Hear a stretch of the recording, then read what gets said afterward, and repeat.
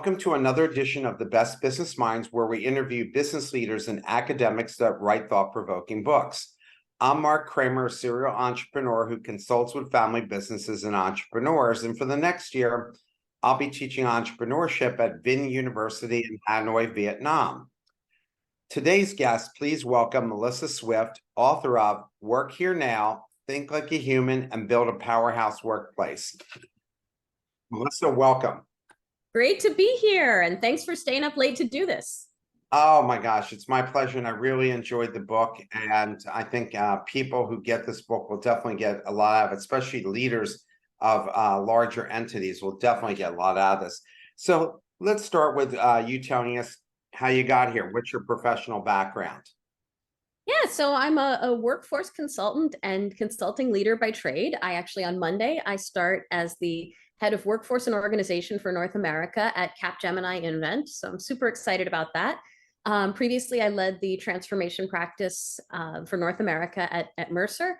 And prior to that, I led the digital transformation and workforce transformation practices on a global basis at Korn Ferry. So this is the work that I do and I love, and I'm just really excited to be talking about it. Well, what got you into this line of work, and what were your degrees? So I was an English major, so I guess that explains the writing, right? Yeah. And then I have my MBA in finance.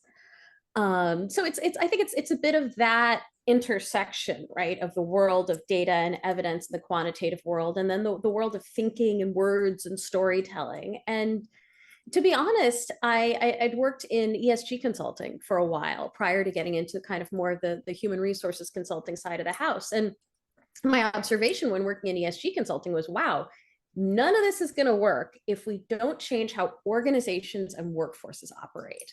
And it was that foundational insight that got me into what I do today.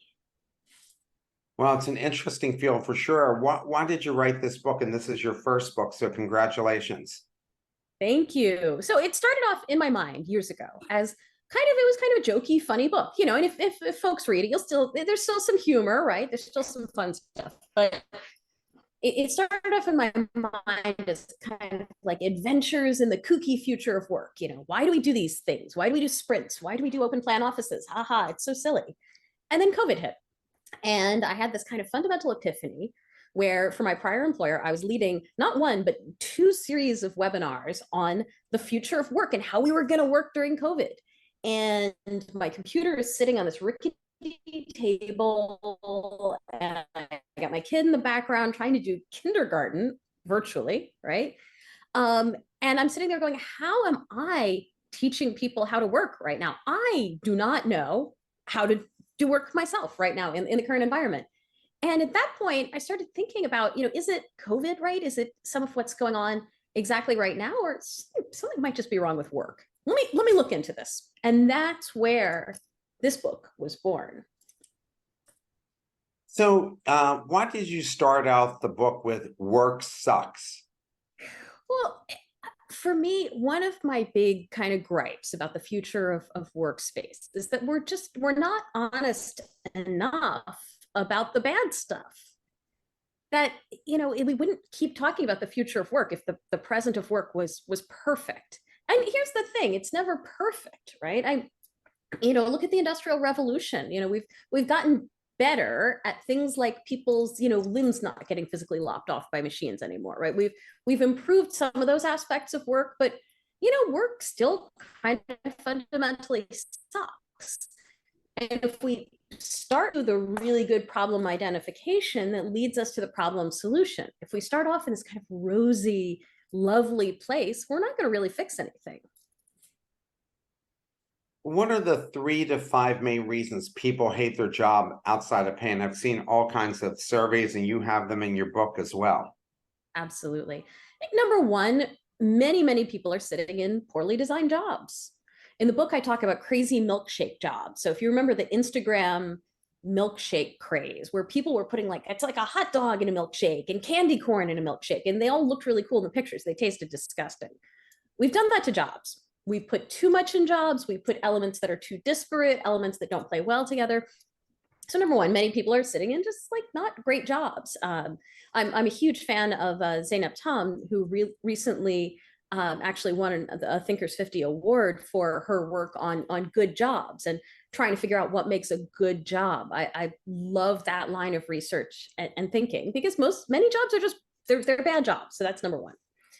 Number two, and you see this in all the survey data, many people have crummy bosses.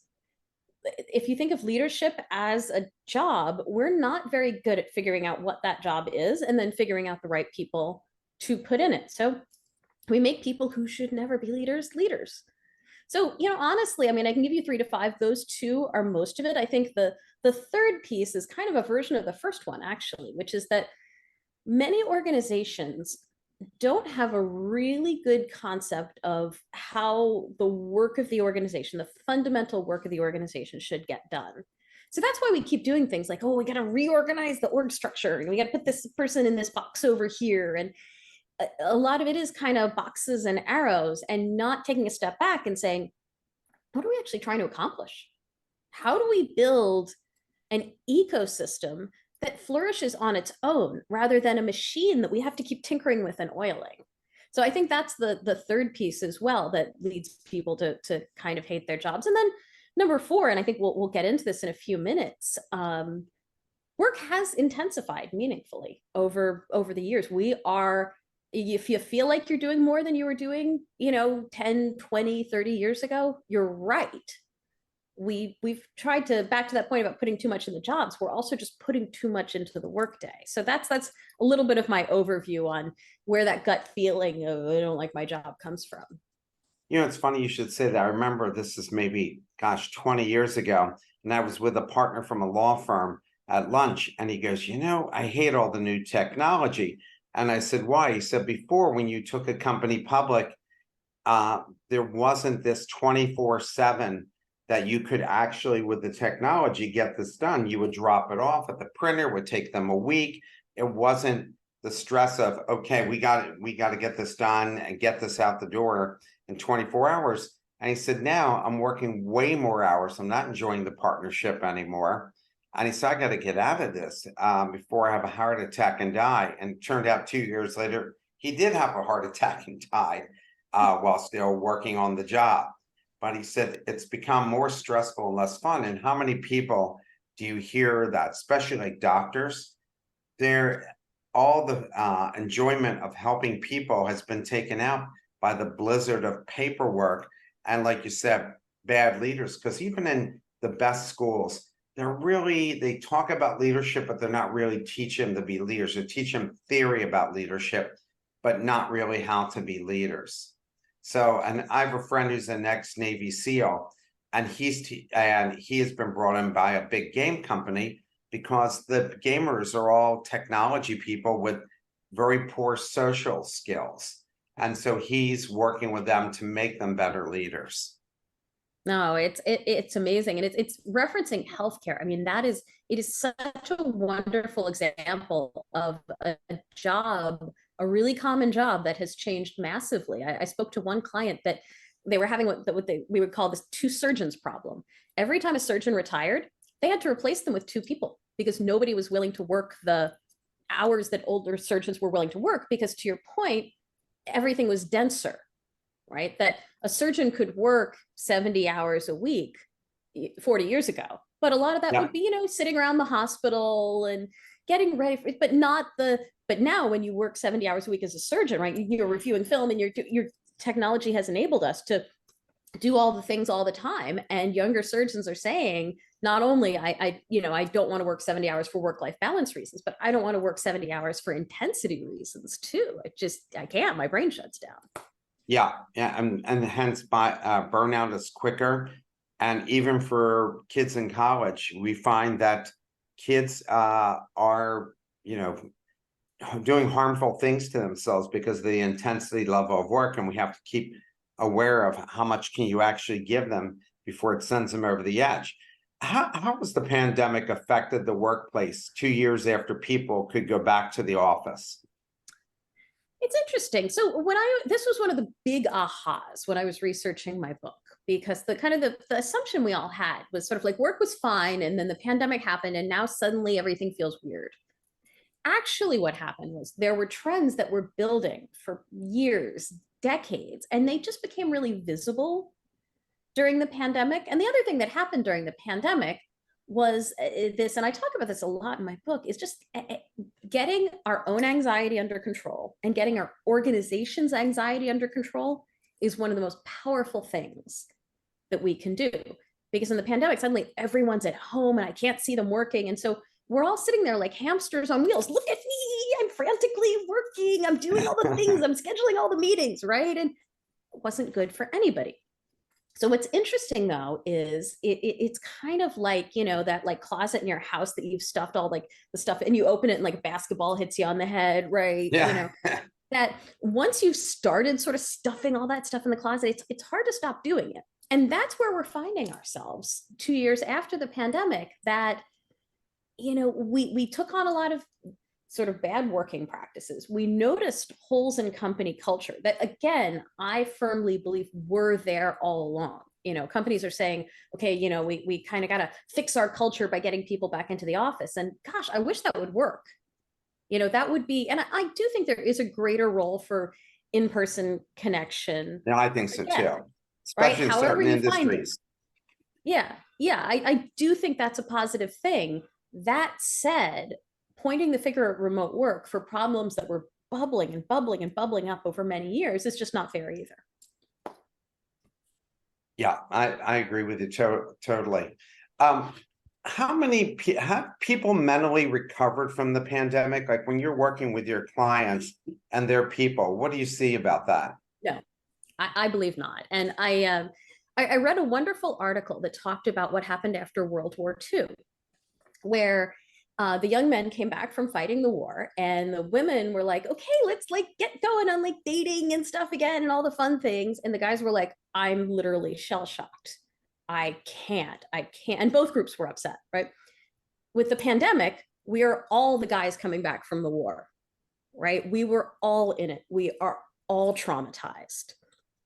And the fact that we've kind of culturally just sort of like, we're going to pick back up and keep going, we're seeing the effects of that within organizations. And part of what's interesting is the populations that are challenged to care for others within organizations. That's two groups, right? That's the human resources function, and that's leaders. They're the most burned out of all, right? Those two groups. So what you have is these kind of like duplicating and you know, exponential effects of burnout within the system, where, okay, I'm burned out, you know, I go talk to my HRBP, I go talk to my manager, and they're so burned out, the way they deal with me makes it worse.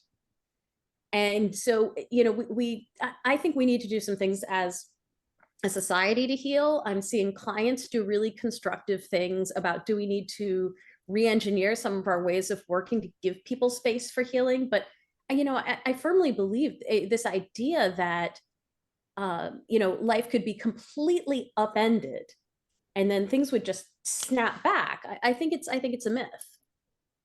Well, I have to tell you, I felt horrible for people who have young kids because my kids are adults. And so I didn't have the additional burden of not only working, but actually having to educate your kids for such a long period of time. And the other thing we learned was learning lessons online is not really workable for younger kids. It's too hard for everybody to go and manage. It's one thing when you're an adult and you're learning classes that you really want to take online, but when you have to learn something that you're not that excited about to begin with, and you're not able to see your friends, well, that's almost like an impossible task to make it work, right?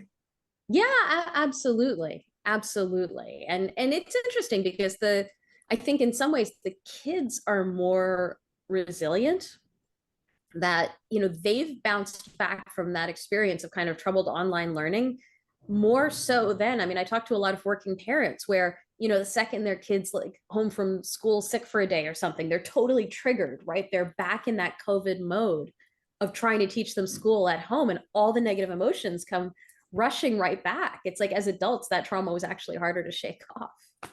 We have a question from the audience. Post-COVID, employees are demanding more benefits like work from home, but does that not mask the need for less scrutiny? Meaning, are people trying to do less work by not going to the offices? Is the workforce becoming lazier? I don't think so. I think there's two things going on there. I think number one, with the intensification of work, you could work at the pace that someone did 15 years ago and look lazy in the current environment. That technology is throwing so much at us. There's actually there's a natural thing about wanting to withdraw a bit. That, oh, for instance, one client I worked with believed that the literal volume of emails that people were receiving was a meaningful stressor in the environment. That once you start receiving more emails than you can handle in a day, right, your brain's gonna explode. It's not, we're wired to have this emotional response to people reaching out to us and not having time to answer back. Right. So things like that, it's not laziness, it's probably a useful retrenchment back to a healthy way of working. If you think about it, let's look at like agrarian work. So agrarian work had natural limits to it. Okay. The sun's going to set, the harvest is going to end. There were natural limits. Knowledge work doesn't have any natural limits at all. So what we're seeing is people are just finding their limits in real time. I think the other piece is, and you see this in a lot of the literature and the studies, people don't hate being in the office, people hate going to the office. People hate their commutes. And just to brag for a second, my new job is a 10-minute walk from my apartment. I cannot tell you how excited I am about that. Because there's a ton of research that shows one of the major drivers of happiness in life is walking to work. And again, we kind of ignore some of these simple little things. We're like, why do they hate being? And God knows there are reasons to often hate being in the office. If you don't have enough private space to get your work done, if it's really loud, if you're a woman, the office is generally too cold, right? Office temperatures are set for men in business suits, right? So the men aren't wearing business suits anymore and the women are continually freezing. So there are reasons to dislike the office, but I do think it's more the commute and the intensification of work than the office itself.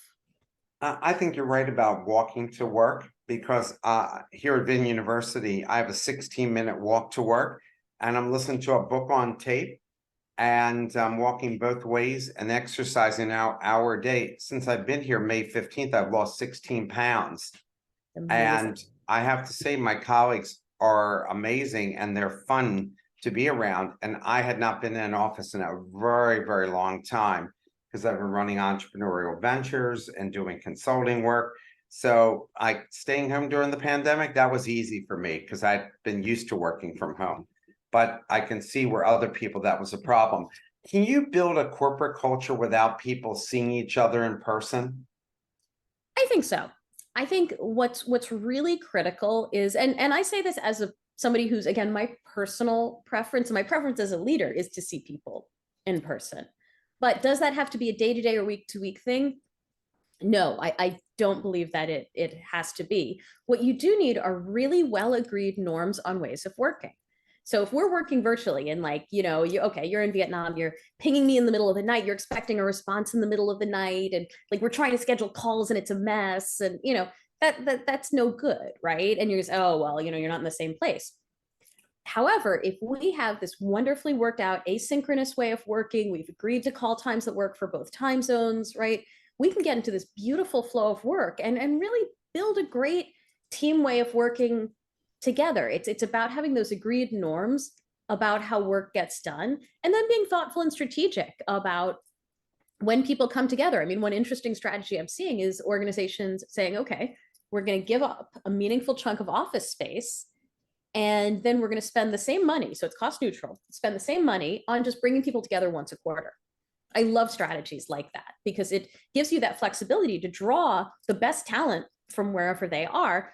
But at the same time, you have prioritized in-person interaction on, a periodic basis that works for everybody.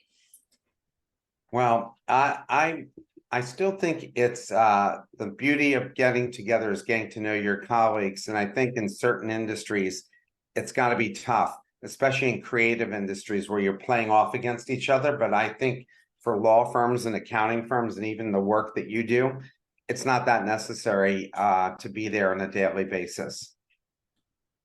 Yeah, absolutely. Absolutely. And to think about when you are together, using that time well.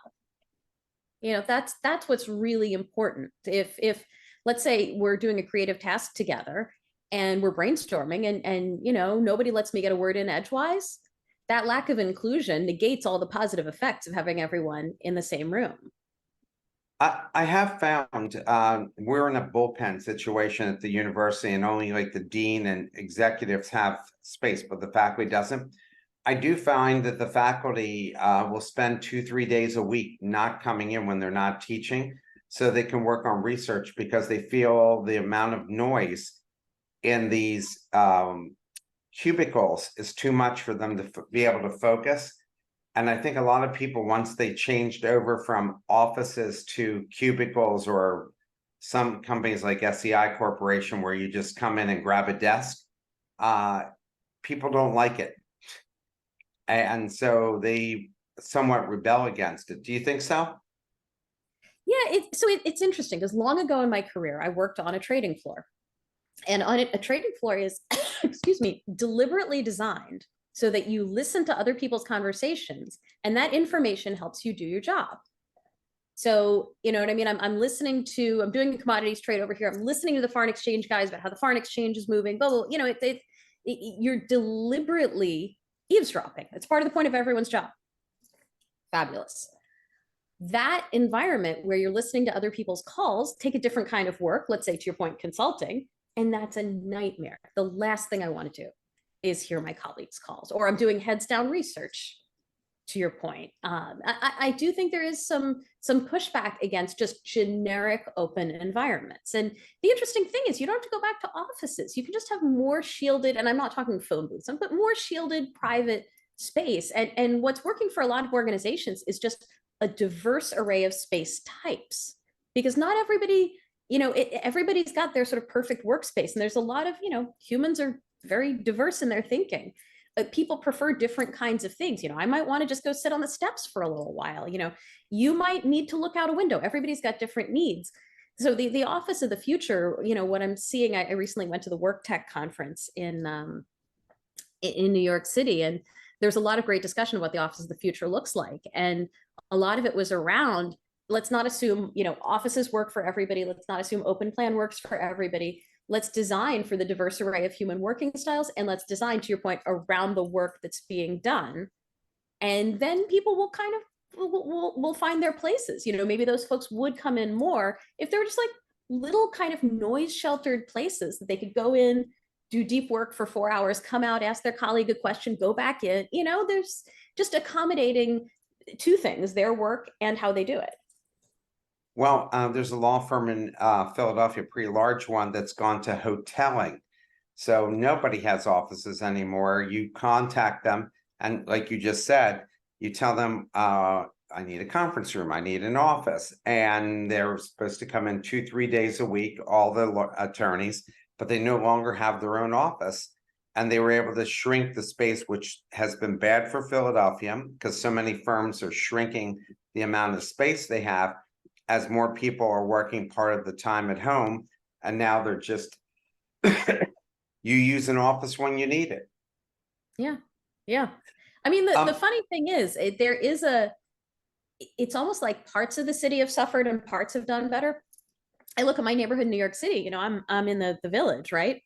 Village is doing great. More people working from home. People are working from the coffee shops everywhere. It's interesting. I think it's not all sort of net positive or net negative. Some of it's even shifts within sub neighborhoods. Yeah, I think so as well. So with interest rates rising, the stock market a bit down, are people who were part of the Great Resignation coming back? It doesn't seem like it.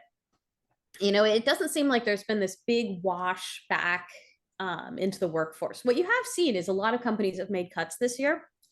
So you're not seeing the same mobility between firms for two reasons. One, those cuts, but two, with less remote work, that narrows the pool of available jobs. So if I'm narrowed back down to jobs, that are hybrid, but I've got to come in New York City, right?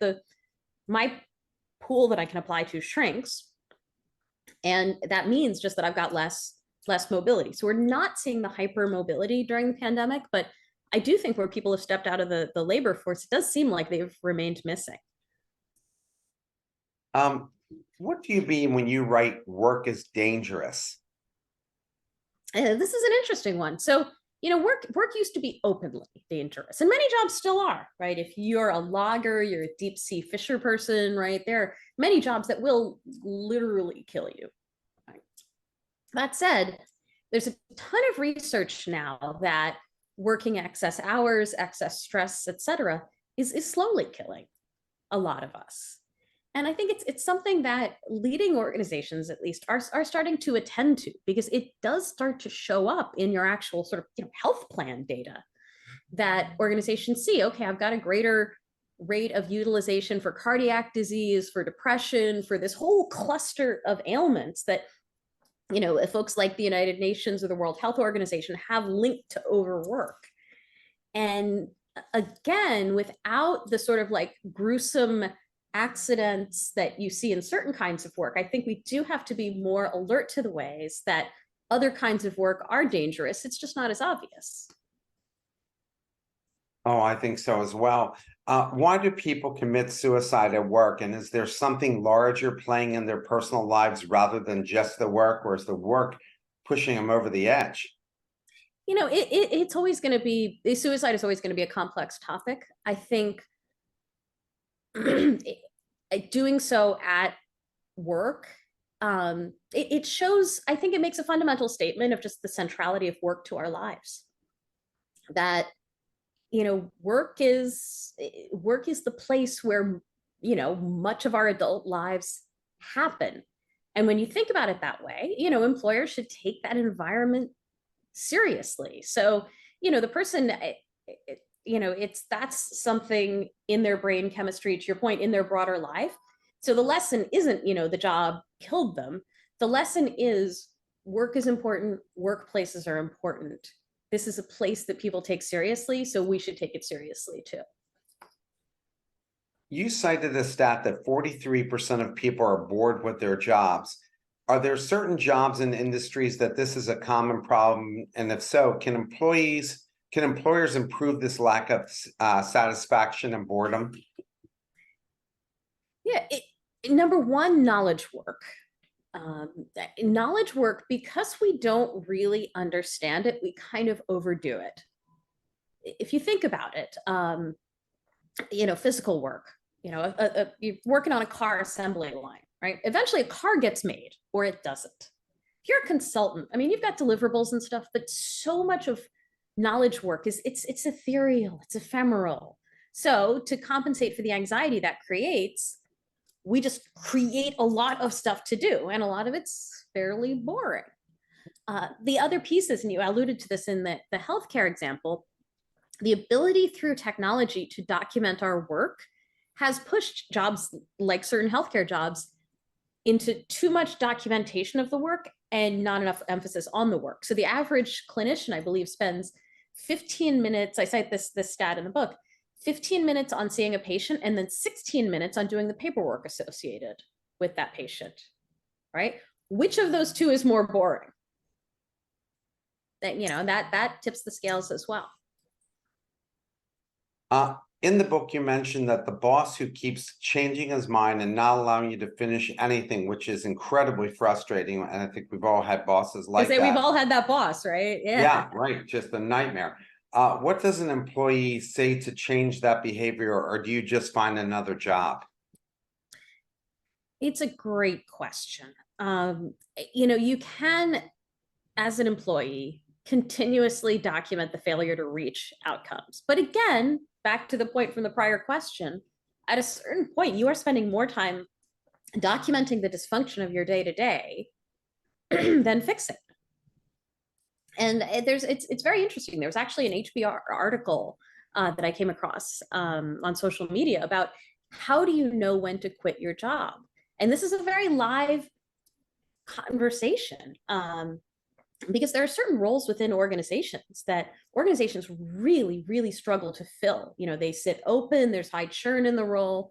And there's a very open question about, you as an individual, do you vote with your feet and create that data point of, all right, another person out of that role? Because the underlying job description, generally, or the leadership, or both, are broken.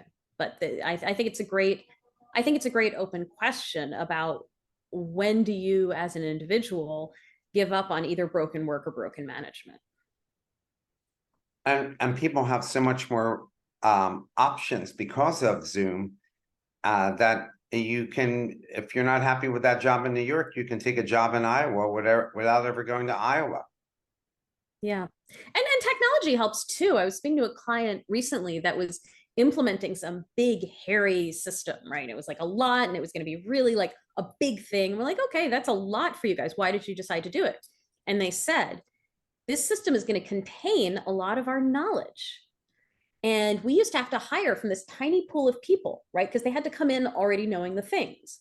We put all that knowledge into systems. Suddenly we can hire from a broader, more diverse group of people. And if you replicate that across the labor market, if fewer jobs require that you've built up all of this knowledge from prior roles, and they're more about kind of your inherent capabilities and your agility, I think it's good for organizations and good for individuals, to be honest. A question from the audience. Thanks. Numerous reports suggest that a lot of WFH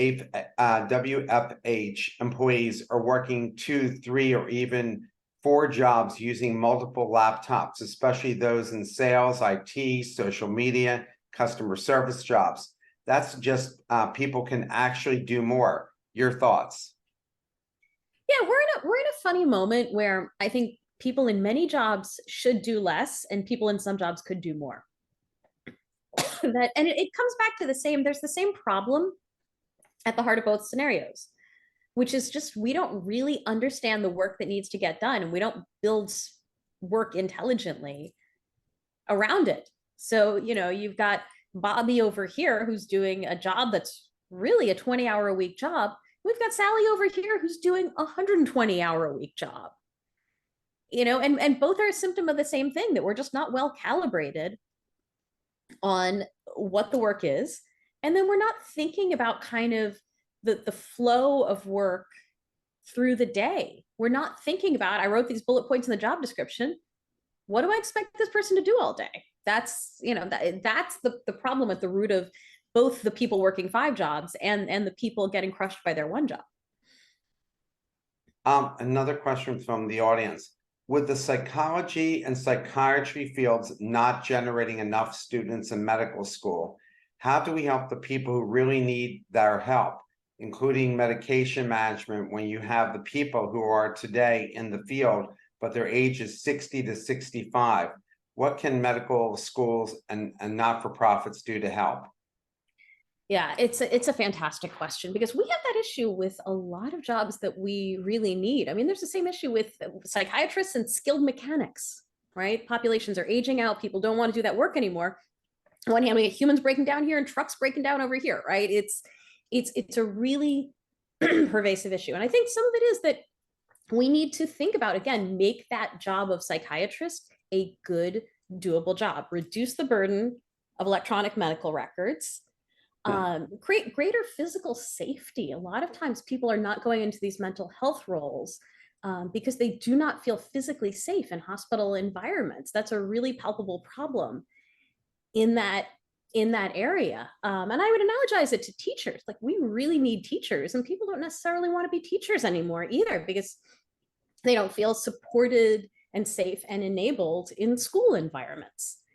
And at a certain point, we have to, as a society, step back and fix the jobs, because, to your point, then all these other populations are impacted by not having people in those caregiving roles. But at the same time, you can understand why people wouldn't want to do that job. If you feel physically unsafe, that's a real stopper. If you are, doing too many hours of work a week, and most of it's the, electronic medical records, not the patient care that energizes you, I get it. I completely get it. But I think it's a fantastic question. And I think we're hitting a demographic cliff on many professions. And the other thing we need to do is figure out a way to keep older workers in sight in the workplace somehow. So there've been actually some nice programs at some of the tech companies where they're allowing older workers to kind of, instead of like retiring, off a cliff, kind of, slide into retirement, and particularly spend time coaching and mentoring younger workers in the field. And I think psychiatry and psychology could really benefit from something like that, where it's not either, work full time and be completely in the thick of it or be completely retired, but give those older workers some more optionality and keep some of that, kind of great talent in the mix as long as you can. But you do have to fix the front end problem of, once people are saying, I won't go to school for this job, I don't want to do it, that is as stark a statement as possible, right? We have to remember we need these people, just like police and fire. And you can imagine how difficult being a psychiatrist or a psychologist must be, and the kinds of things that you're hearing and have to keep to yourself. Oh my God, the emotional drain has got to be incredible. Another question from the audience: 80% of neurodiverse people are under or unemployed and not able to maintain their jobs. Big tech companies are trying to hire neurodiverse people past 10 years and are not successful. Any thoughts on how to support neurodiverse individuals in the workplace?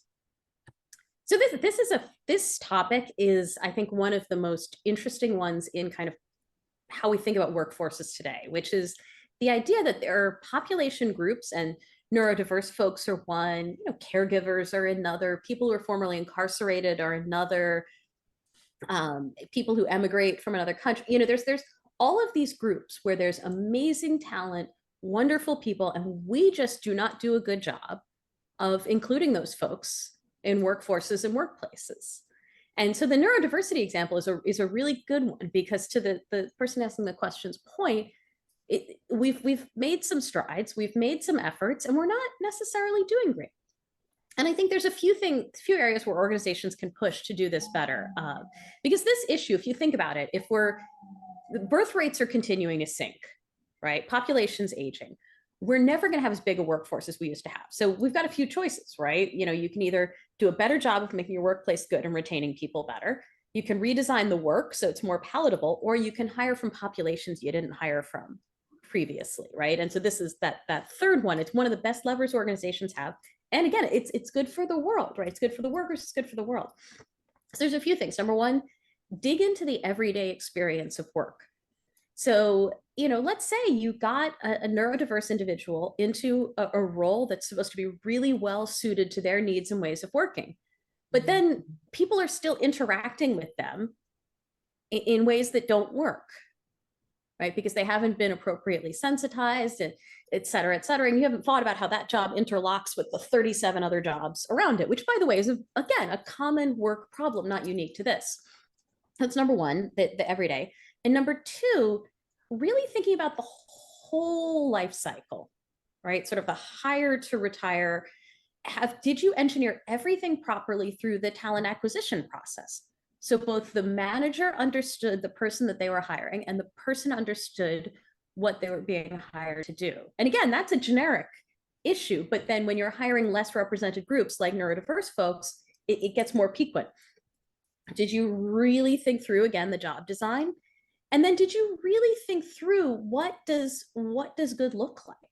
How long do you want people to stay for? I mean, in those same tech companies, the average tenure for any worker can be as short as 18 months.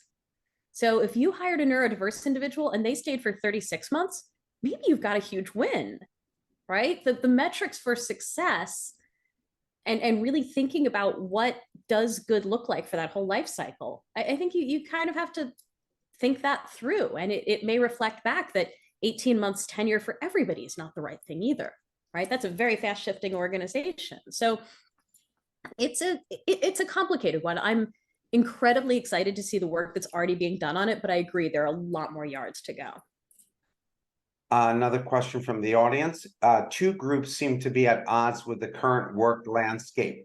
Parents who really can't be in the office 8 hours plus commute 5 days a week, and entry-level employees who might be undertasked or could be overwhelmed because they need the learning by osmosis from working in person. How can managers square those together when there is some sense that the big boss wants 40 good hours from everyone? Yeah, so this is a fantastic question. I actually talk about this clash a lot. 'Cause I'm living it, right? I'm the parent who's saying, okay, I would struggle with like a big commute and a ton of hours in the office, but at the same time, I see on my own teams, right, those early in career folks who really do need the, in as much as it's possible, in-person coaching and mentoring. So there are a few, again, levers you can kind of push to make this better. Number one, seeing some organizations focus on just what is it? This is so silly and basic. What does it mean to have a high quality conversation with somebody? Somebody comes to you with a problem. How do you talk to them? There's some very basic leadership skills that are not evenly distributed across the population inherently and haven't been necessarily taught evenly. So making sure, maybe, Melissa's not in the office 5 days a week, but the 3 days when she's there, if I stop her in the hallway, I have a really good interaction with her. So just every day, folks like Kevin Eikenberry talk about like everyday interactions. And I love that, right? Like make sure that conversation is good. And then I think the other piece is to just defocus on the 40-hour work week is a construct of the Industrial Revolution. And it had to do with setting up machines and how long they could run. And it had to do with, frankly, some heavy-handed psychological surgery we did on people to get them out of agrarian work. There's a very particular history of the 48-hour work week. And in some ways it's good. It was a protection for workers, but in some ways it's not great. So can we defocus on that number? Because the reality is that early in career worker might say, for my sanity, I need to go to yoga at lunch, in the same way that the parent would say, I need to like leave at 3, pick up my kid, and then pick my laptop back up at 4 from home. So, if we can all kind of get less fixated on those big chunks of time in the Outlook calendar and focus more on sort of appropriate flexibility, but also high quality interactions when we do interact in person, I think that's a little bit of the secret sauce.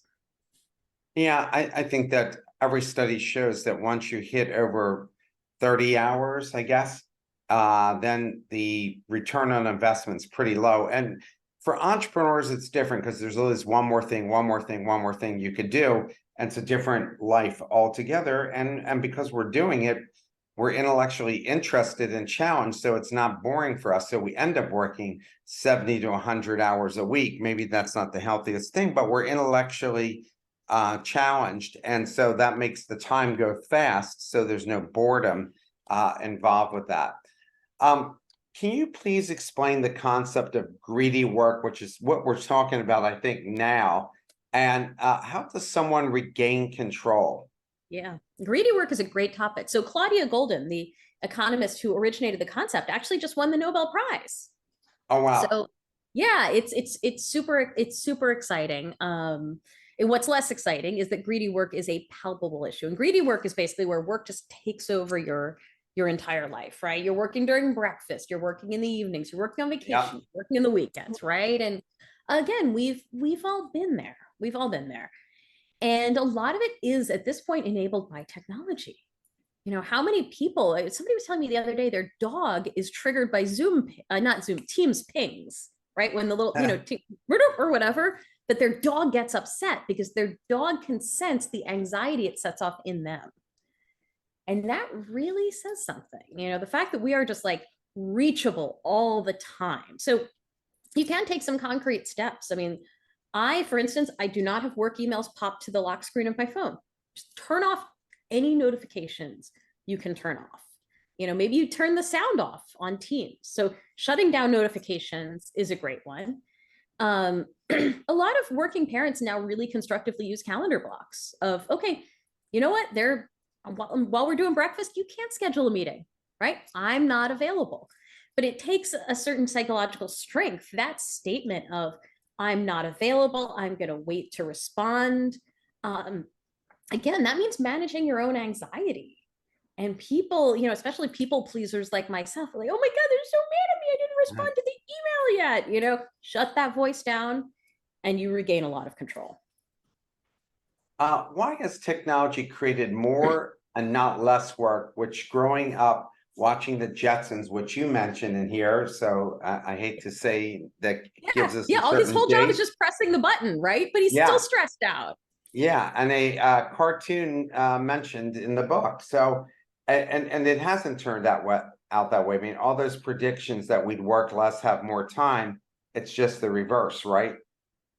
Yeah, absolutely. Because again, we don't know, we haven't connected the work well enough to outcomes to understand what's the wheat and what's the chaff. That we actually, technology may have dramatically speeded up the core of the work, but we don't know what's the core and what's just like random stuff we're doing just to do it.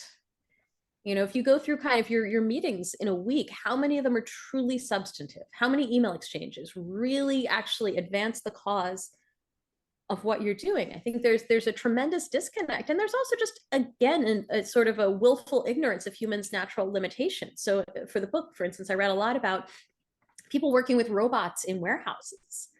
And we've sort of said, well, if the robot can move this fast, all right, the people just got to go. And you're getting all these repetitive stress injuries. And, you know, some of it is just we have to reinstate some of the natural limitations of human beings. You mentioned a study that 1 in 4 CEOs was technology savvy. Why is that a problem, and is that changing with the generations? It is my fervent hope that it is changing with the generations. I mean, certainly I look at my daughter and her friends, and you know, they can all edit video and do kind of amazing stuff like that, right? So fingers crossed. In the current moment, right, with a lot of generations in the workplace. And by the way, it's not necessarily a generational thing. There's not to toot my own poor Gen X's horn here for a second, but we came of age at sort of a weird moment when you could tinker with technology and fix it. So there's I've seen the argument made that Gen X is the only truly tech savvy generation because we understand how the insides of technology work, as opposed to our, you know, older groups in the workforce who don't understand it at all, and younger groups who are used to working so seamlessly that when it breaks they can't fix it. That Gen X had this unique experience with kind of creaky technology that we could fix. It's an interesting uh, it's an interesting theory. But the issue is that a lot of decisions today involve technology, and executives are desperately scared to admit that they really don't know what they're talking about. And that's alarming. You know, the if you think about it, they couldn't get away with this kind of a lack of finance knowledge, as a for instance, but they can get away with this kind of a lack of tech knowledge, and that's troubling. I might have misunderstood stood this, so you'll correct me if I'm wrong. You talk about the concept of agile innovation, which I'm actually teaching right now at Vin University, and minimum viable product regarding technology and employee development. How is that concept being used when developing people? Yeah, so it's a really interesting one. I mean, if you think about it, the minimum viable product concept is that we're always working on an unfinished version of something, and that's okay. But we have to sort of manage our expectations and behave differently. If you think about it, we often get frustrated with technology, and you know, like the next release is going to drop next week, right? It's like the weather. You know, if you don't like it, wait, and it's going to change.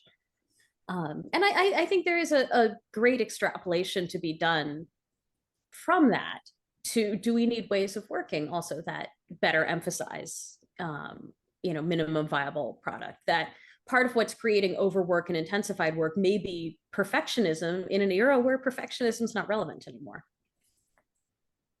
Is it true that Tomas Chamorro, and I'm butchering his name, Prismatic, writes that good leadership looks like actually causes us to select blustering, incompetent leaders? Well, why is that? Yeah, he's written very smartly about this, that we have this mental model of leaders, right? That they're like at the front, like telling the troops what to do. And so we select for these behaviors, and those behaviors actually make for terrible leaders, but it's our mental stereotype. What you actually want is the person who might be sitting there quiet for the first 10 minutes of the meeting and listening and then asking the right questions. But that person doesn't present as a leader. The person who comes in charging and yelling, right, fits that Yeah. stereotype, fits that mental model. So, you know, his point is that we then pick people who are totally incompetent. But research tells us that one of the best predictors of incompetence is an outstanding level of confidence. that if you never question yourself, you are almost unquestionably bad at what you do. I agree with that totally. People who are not reflective are terrible leaders. Can you please talk about the concept of misunderstood work and how that can negatively affect an organization? This is a really interesting one because as technology gets more and more advanced, fewer and fewer of our bosses understand what we do all day long. And again, we've all had that boss, right, where they just didn't have a bloody clue what our job was or how we did it.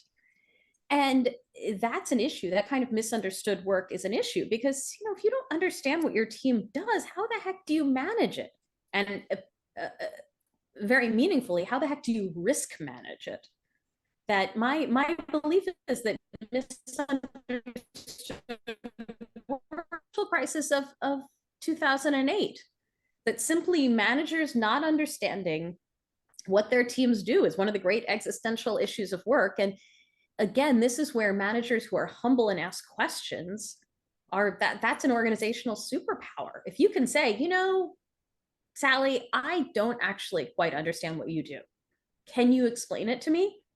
Right? That can get you out of a whole lot of messes in advance. Peloton Chief People Officer Delana Brand writes, without transparency, there can be no accountability, and without accountability, there can be no equity. What's she mean by that? I think I love that quote because the idea is if you can see change or lack thereof, right? Suddenly somebody is accountable. So, for instance, if we can't see what are the diversity metrics within an organization, or are we, paying people fairly across gender lines or racial or ethnic lines, how are we ever going to fix it? So as soon as there's, what is it? Sunlight is the best disinfectant. As soon as there's visibility on the data, there's accountability. Somebody's got to fix it. And once somebody's got to fix it, that's what takes us on the path to equity. But it's a tricky road, right? There are legal obstacles many times to that data being transparent. And there's also the kind of human element. So this is my column that's upcoming in the MIT Sloan Review actually talks about this, that in a more transparent world, managers have to deliver more messages that people may be uncomfortable hearing. So that moment of, I'm telling you something, Mark, and you're like, okay, good information, Melissa. That doesn't make me feel very good. That moment is something we really have to develop and prepare leaders for, because that's a tough moment. Aren't companies having an honest conversation about cybersecurity, and what will that feel like for the organization? Why is this an issue now? Yeah, this is another one where the world's gotten more complex, right? Companies have never before been under the level of cyber threat that they are right now. And what that leads to is a somewhat disrupted technological experience, right? We're all doing two-factor authentication and updates are downloading all the time, and everything actually works slower because of cyber protection. And if you have that conversation with people and you say, look, this is what's going on, right? This is why everything seems to be kind of a pain in the butt. They'll say, okay, I get it, right? I don't want us to be taken down by some huge cyber attack.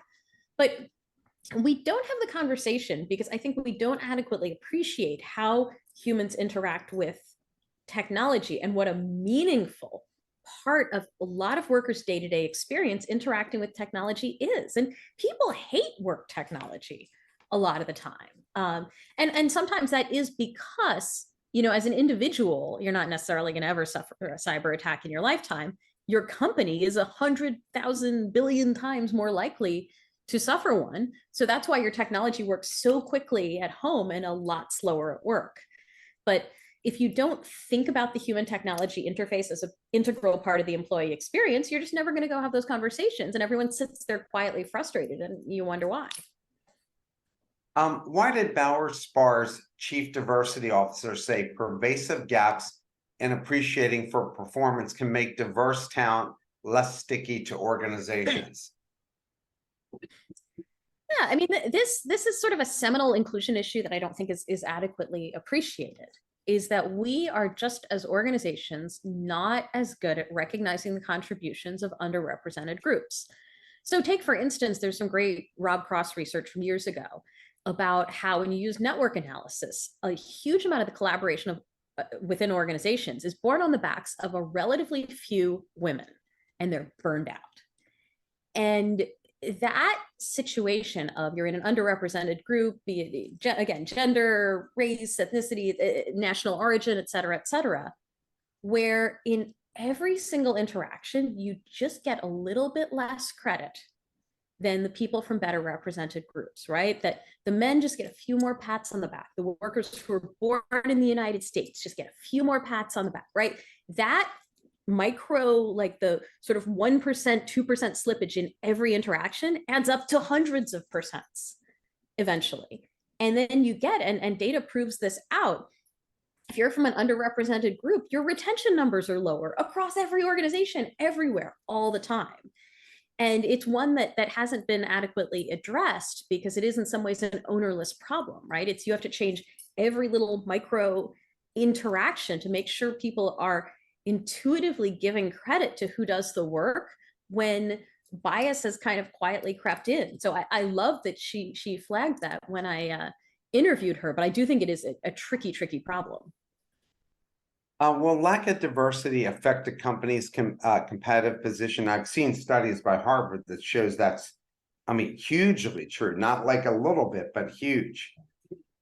Yeah, absolutely. I mean, it affects innovation, right? Tons of research on that. It affects, again, risk management. I mean, there's some great study about how all the leaders at Enron belong to the same country club. So that level of kind of group affiliativeness and group think, right? When a threat comes over the horizon, you're unprepared to respond because everybody thinks the same thing and everybody's talking to each other all the time. So I think, organizations need to think about it both ways. It's not just like, okay, well, we're sacrificing some innovation. You're also sacrificing a ton of risk management and downside management. You should consider that as well. Last question. With all the pressures here we have a question from the audience.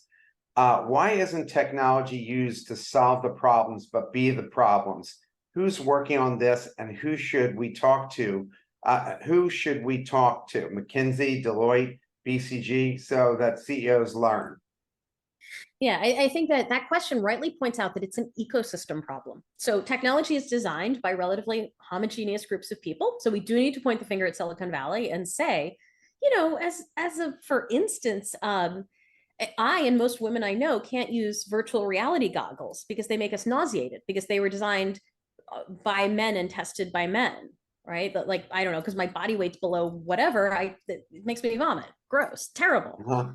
So, right, there's the tech company piece. There's, to the point in the question, there's the consulting piece. And I believe in ethics in consulting, and I believe in sustainability in consulting. And consultants need to take a more piquant role in talking about how technology operates at work and how it has to be employee centric. It's not a nice to have, it's a must have. It will not be effective in achieving your business goals, and you're burning out your workers the way you're deploying technology right now. So you have to get smarter about that. And I do think we're going to end up with, what ultimately cleaned up back to those factories in the Industrial Revolution, right, where people were getting their arms chopped off.